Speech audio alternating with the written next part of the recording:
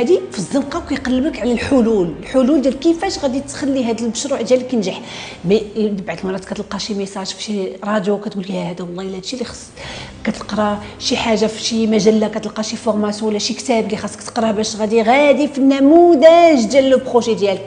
كتتلاقى مع الناس اللي كيحلوا لك البيبان، كيولي عندك دي مونطور.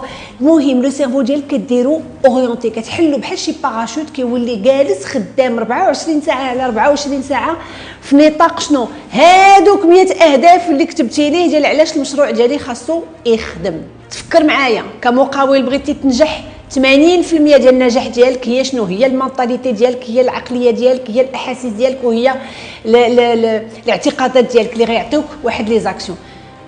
شتي معايا بما كيفاش غندير هذا المشروع؟ لا مونطاليتي والاستراتيجيه ديالك كتهبطها لتحت. علاش خاصني ننجح في هذا المشروع؟ لا مونطاليتي ديالك والاعتقادات ديالك والاحاسيس